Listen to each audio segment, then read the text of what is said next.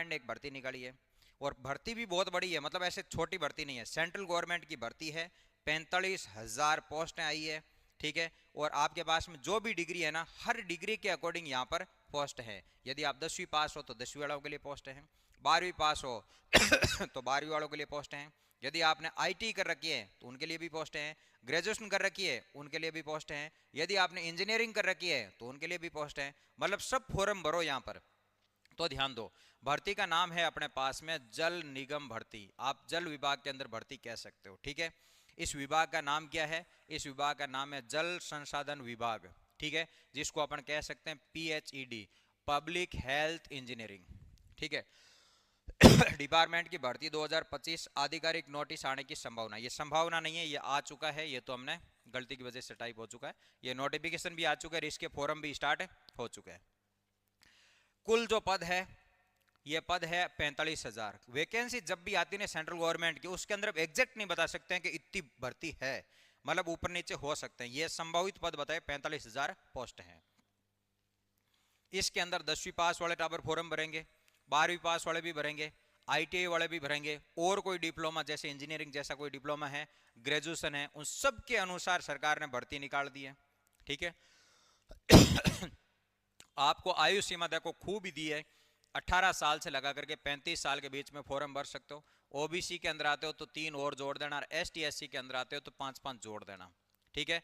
आवेदन कितने रुपए देने? जनरल OBC वालों को 100 रुपए से 500 रुपए के बीच में, ST SC वालों को और फीमेल को छूट दे रही है, मतलब तुमसे तो क्या ही रुपए ले, ये सरकार का कहना, हम तुमसे किसी प्रकार के रुपए नहीं लेंगे। अब कह रहे चयन की प्रक्रिया, मतलब सिलेक्शन कैसे होगा? लिखित परीक्षा होगी, मतलब एग्जाम होगा, और ये कह रहा है कि ट्रेड का टेस्ट होगा, स्किल का टेस्ट होगा, और उसके बाद में डॉक्यूमेंट वेरिफिकेशन करके आपको क्या करेंगे? नौकरी दे देंगे। कुल मिला के यहाँ पर जो मेन काम है वो आपका एग्जाम होगा, और एग्जाम के बाद डॉक्यूमेंट वेरिफिकेशन, बीच में 2 एक टेस्ट दे रखे हैं, स्किल टेस्ट, ऐसे इनमें आप बाहर होने वाले हो नहीं। ठीक है। ये कह रहे हैं कि ऑनलाइन जल विभाग के अंदर राज्य सरकार की आधिकारिक वेबसाइट पर ये दे रखा है, और इसका हम जो ऑफिशियल नोटिफिकेशन है वो टेलीग्राम के ऊपर भेज देंगे, ठीक है, वहां से आप जाके फॉर्म भर सकते हो।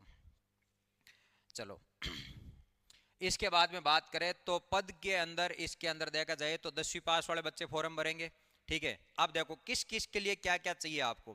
कह रहे हैं कि यदि आपने 10वीं पास कर रखी है तो मीटर रीडिंग की जो है, अब जल विभाग का मतलब आप समझ गए, शहरों के अंदर तो जगह जगह पर जल वाले डिपार्टमेंट दे रखे हैं, जैसे अपने घरों के अंदर पानी आते हैं, टाइम पे पानी चलना और टाइम पे इनका बिल आना करना, ये डिपार्टमेंट के अंदर जो आदमी लगते हैं वो जल विभाग में लगते हैं। गाँवों के अंदर आपने देखा जो सरकारी ट्यूबवेलें होती है वहां पर भी एक आदमी रखा जाता है, ठीक है। तो ये जल विभाग के अंदर वो एम्प्लॉय होते हैं सेंट्रल गवर्नमेंट वाले। यदि मीटर को रीडिंग ले जाने वाले हैं उनके लिए 10वीं पास चाहिए। उसके बाद में बोला helper, peon, group D staff वाले जो है वो 10वीं पास चाहिए। कलरक है उसके लिए भी 12वीं पास चाहिए, और लोअर डिवीजन कलरक जिसको अपन LDC कहते हैं उसके लिए 12वीं पास के साथ में टाइपिंग आनी चाहिए। लेबोरेटरी के अंदर जो असिस्टेंट होगा वो 12वीं क्लास पढ़ा हुआ होना चाहिए, और उसके लिए या तो साइंस होनी चाहिए या डिप्लोमा होना चाहिए। आगे बोला कि रिसर्च असिस्टेंट के लिए आपके पास में ग्रेजुएशन चाहिए, वो भी साइंस के अंदर चाहिए। अब बोला जूनियर इंजीनियर जिसको JEE कहते हैं, इसके अंदर आपके पास में डिप्लोमा चाहिए या बीटेक मतलब इंजीनियरिंग करी हुई होनी चाहिए। मतलब हर प्रकार के बंदे यहाँ पर फॉर्म भर सकते हैं।